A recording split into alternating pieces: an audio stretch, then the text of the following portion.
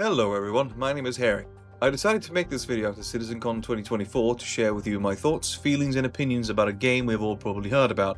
My opinions are my own, and just remember, I may get a thing or two wrong.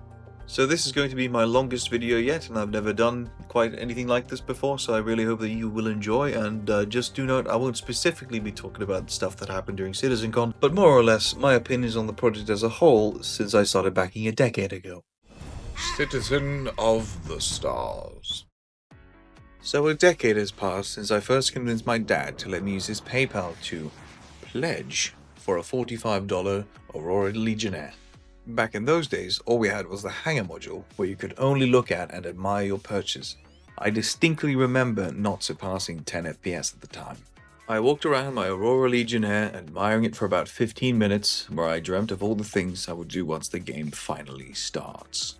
But due to my PC not being able to handle the game, I had to put it down on and off over the first 5 years, as none of the PCs I owned could ever properly run the game. But the dream lived on, and every single PC I built after that point was always with Star Citizen in mind. Even though I could barely run the game at times, there was something about Star Citizen. It allowed and enabled you to dream and wish for all sorts of things, and your mind could go wild due to all the gameplay footage they shared and the ideas you shared with your friends.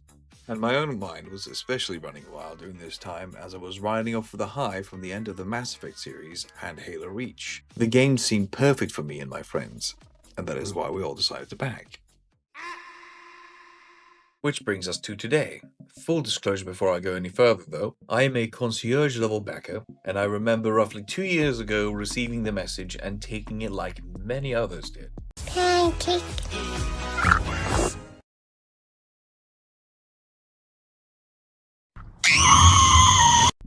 Which, yes, is fiscally responsible, but it's a hobby, and I like my JPEGs.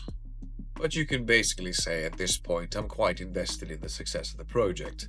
But the project is still under all scrutiny and deserves most of the critique and skepticism it receives due to CIG's tendency to, CIG. Basically, miss most, if not all deadlines, feature creep and leave the backers hanging. Which is what CitizenCon 2024 was all about solving. Showing us the final stretch to 4.0 and the road to 1.0 and the final release of the game. Hopefully, they will now move away from promising and showing and instead doing. But with all this said, I am more nervous for the project than I have ever been before, and I'm afraid for its future. I love and hate the project and want nothing more than for it to succeed, but it truly feels at times like an on and off relationship. In order to play this game, you need to be prepared to drop it for months at a time, or you will go mad. One of the major things that have caused me to become nervous now is the lack of growth when it comes to the player accounts and the funding as it is at the moment. I don't think they're going to go under anytime soon, but the way it looks like Star Citizen might have financially peaked, and we might be looking at a downward turn in their financials. I am not suggesting that they won't ever peak again, but as it looks right now, it may look as if it will take a while before they reach any peaks yet again. Here comes the money. The image on the screen is from the 8th of November 2024, so there's still quite a long time for them to make up at least $100 million during the Intergalactic Aerospace Expo, which is the main year's sales event except for the Invictus launch week during May. I might be wrong about the financials. I guess we'll see when the year is done.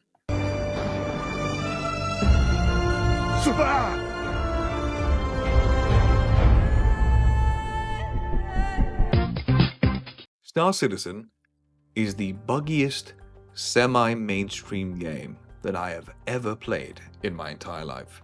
And I've survived the Stalker series and most Bethesda games. Yet I still love Star Citizen. Why is this? Because I just love wasting my time and dying for the stupidest reasons and just time wasting in general.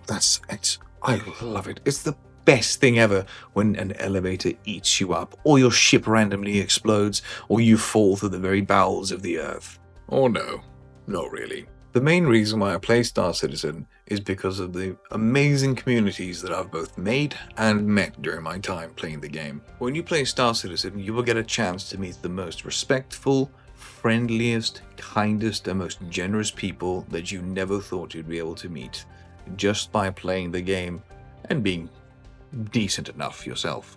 And that is why I still keep playing, because the shared experience of the game is far superior than playing it alone, getting angry over some bugs or some bullcrap that just randomly happens to you. Playing the game in a group really changes the dynamic, like almost any other thing, I suppose you could say. But with this sandbox experience, which is a relatively awesome thing to use, where you can nearly do anything that you think of, with the caveat that it is Star Citizen and there's bugs, and you need to respect the game's quirks. The seamless transition from space to planet is something that still blows my mind to this day. And whenever I show it to my friends or family or anyone else, they are always as blown away as I was the first time I ever saw it. You can mine, you can be a mercenary, you can be a delivery boy, you can run cargo, you can be a pirate, you can do nearly anything that you and your group think about doing, which makes the game a hell of a lot more fun than going at it alone, and the shared suffering of the game truly does make the whole experience far better. Though I must now warn thee, for there is one place where you mustn't go. The Spectrum. There is no more greater hive of scum and villainy than the Spectrum. Stay away. Having followed this project now for this decade, I can only imagine how people who have followed the project longer feel at this point. All I know is that me personally, I have both felt hope and doom when following this project, and I feel like it is something that is going to continue no matter what I do. And despite all this time and despite all the different hardships the game has gone through, I still feel like the game is possible. Maybe to a reduced scope than what we originally wanted, or what maybe perhaps I wanted. I still hope that the game will succeed, both Star Citizen and Squadron 42. I will be here for the entirety of the journey, but I may not be the happiest doing so. Thank you so much for watching. I know this took the form of a bit of a rant/ramble, but I hope that you got something from the video. I know the video might not be the best of quality, as this is the first time I've ever tried my hand at video editing and making a proper YouTube video, but more videos to come in the future, so please stay tuned, and thanks so much again for watching.